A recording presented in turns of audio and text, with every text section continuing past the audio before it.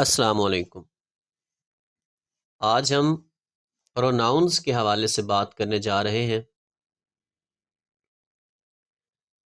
अज़ीज़ तुलबा और तालिबात, pronoun parts of speech का हिस्सा है जो कि किसी भी नाम की जगह इस्तेमाल होता है।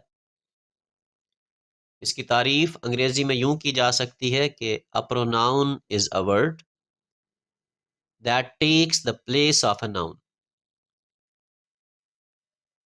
अ pronoun can be in one of three cases: subject, object और पोजेसिव। ये बतौर फ़ाइल, बतौर मफ़ऊल और मलकियत की हालत को ज़ाहिर करता है, इस्तेमाल होता है जितने भी प्रोनाउंस होते हैं। आगे हम बतौर फ़ाइल इसका इस्तेमाल देखते हैं कि subject pronouns are used when the pronoun is the subject of the sentence. For example, dash did the job. इसमें आप I, we, you, they, he, she, it कुछ भी लगा सकते हैं। जो भी इसमें आएगा वो सब्जेक्ट प्रोनाउन कहलाएगा। All are the subject pronouns. इस मिसाल को जरा गौर से देखिएगा, कुछ भी इसमें ऐड किया जा सकता है खाली जगह में, तो ये फिक्रा ठीक होगा। उसके बाद subject pronouns are also used if they rename the subject. They will follow to be verbs such as is, are, was, were, am and will be. Pronouns जो फाइली हालत में होते हैं वो किसी भी नाम को, किसी भी फाइल को चेंज कर सकते हैं, रीनेम कर सकते हैं। और इन प्रोनाउंस के बाद अमूमन is, are, was, were, am और विल भी इस्तेमाल होता है बतौर हेल्पिंग वर्ब। अब कुछ मिसालें हैं: it is he, this is she writing, it is I who am responsible for the decision to downsize. अब ये तीनों फिक्रात हैं जिन पे आप गौर कीजिएगा। ये वो खत है, ये वो चीज़ है जो उसने लिखी है, वो लिख रही है, उस लिखती है।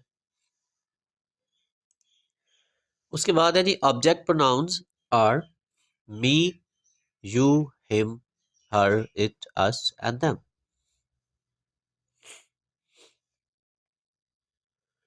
प्रोनाउंस की जो मफऊली हालत है।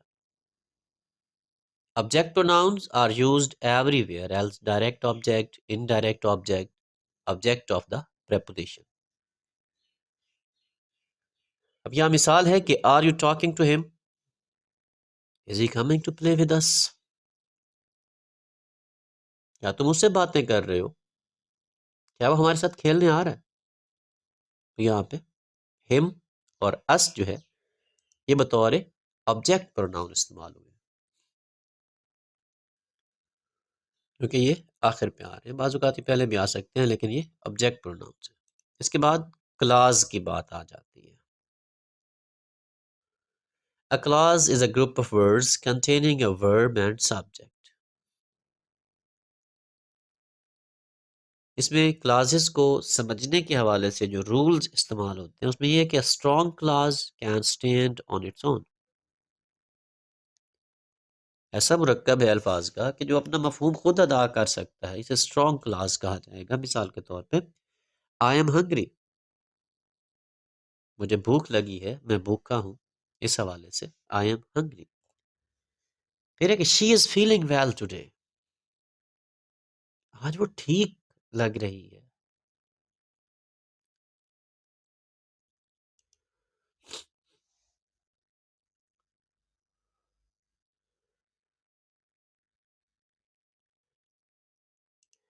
स्ट्रॉन्ग क्लास के बाद वीक क्लास की बात की जाएगी। A weak clause begins with words such as although, since, if, when and because. Weak clauses cannot stand on their own. खुद से मफहूम पूरा अदा नहीं कर सकते। इनका ये मसला है जो वीक क्लासेस होती हैं। इनमें कंडीशन आ जाती है। इफ आई एम हंग्री, अगर मैं भूखा होता, अगर मैं भूखा हूं तो आगे क्या? तो एक ज़हन सोचने लग जाता है कि आगे क्या होगा। Although you are working well, अगरचे तुम अच्छा काम कर रहे हो, आगे फिर खाली जगह। तो लिसनर जो है जिससे बात की जा रही है वो सोचने लगता है कि आगे क्या कहने वाला है। तो वीक क्लास कभी भी अपना मफहूम मुकम्मल तरीके से अदा नहीं कर सकती। यहाँ पे here these sentences need more to create a sense, इन्हें मजीद अल्फाज की जरूरत है, फिक्रे के दूसरे हिस्से की जरूरत है बाकायदा, ताकि सेंस क्रिएट हो सके। जिससे हम कहते हैं ना कि अगर तुमने मुझे मारा तो अगला बंदा पूछता है फिर हाँ तो फिर क्या होगा, पूरा फिक्रा तो अदा हो ना, पूरा मफहूम तो पता चले, मानी तो पता चले कि क्या है। इसके बाद possessive pronouns show ownership and never need apostrophe. बहुत काम की बात है, अक्सर लोग अपॉस्ट्रोफी यूज करते हैं, जबकि यहाँ पे जो बात क्लियर होने जा रही है वो ये है कि पोजेसिव प्रोनाउंस शो ऑनरशिप, मलकियत जाहिर करते हैं, और कभी भी इनको अपॉस्ट्रोफी की जरूरत नहीं पड़ती। पोजेसिव प्रोनाउंस आई के साथ जो बनता है आगे जाके वो माइन है, या माई भी कह सकते हो। Yours, his, hers, its, ours and theirs. We use apostrophe with its when it is a contraction for it is or it has. Apostrophe it के साथ तब भी आती है कि जब आप ये दिखाना चाह रहे हो, मतलब ये लेना चाह रहे हो कि ये इट इज है या ये इट हैज है। इट्स अ हॉट मॉर्निंग, तो ये it is a hot morning है, तो इसलिए अपॉस्ट्रॉफी इस्तेमाल हुआ। अदरवाइज यहाँ अपॉस्ट्रॉफी का कोई काम नहीं।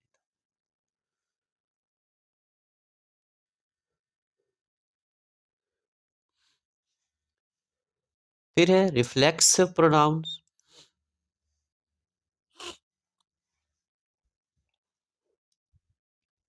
myself, himself, herself, itself, themselves, ourselves, yourself, yourselves should be used only when they refer back to another word in the sentence. Reflexive pronouns हमेशा पीछे जो सब्जेक्ट के तौर पे कोई प्रोनाउन खड़ा है उसको मजीद उसके लिए जो है काम करते हैं, अकेले ये कोई काम नहीं करते। I did it my self, जो माई सेल्फ है इसका आई से ताल्लुक बनता है जाके पीछे। फिर है my brother and my self did it. दोबारा देखिएगा, माई सेल्फ का माई ब्रदर से जाके ताल्लुक बन रहा है, और माई ब्रदर में जो माई है वो आई हो गया, तो इसलिए आई से my self, my brother and my self did it, मेरे भाई ने और मैंने ये काम किया। I did it my self, मैंने खुद ये काम किया। तो ये रिफ्लेक्सिव प्रोनाउंस है। फिर आगे बहुत काम की बात है, अक्सर कंफ्यूजन हो जाती है कि हु कहाँ इस्तेमाल करेंगे और होम कहाँ इस्तेमाल किया जाएगा। तो इसको मैंने सिंपलाइज कर दिया, बिल्कुल सादा सा बना दिया कि हु बराबर है ही के, और होम हिम की जगह। जी, तो हु या होम रोट द लेटर, एक सवाल है, खत किसने लिखा। तो यहाँ पे सही फिक्रा क्या आएगा कि हु रोट द लेटर, खत किसने लिखा। होम राइट द लेटर गलत होगा, होम रोट द लेटर ये भी गलत होगा। तो हु रोट द लेटर ये सही है, who wrote the letter is the correct sentence. तो इसके साथ ही आज के जो शॉर्ट वीडियो थी प्रोनाउंस के हवाले से ये ख़त्म पजीर होती है।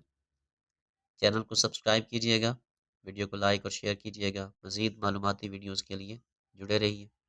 तब तक की इजाज़त, अल्लाह हाफ़िज़।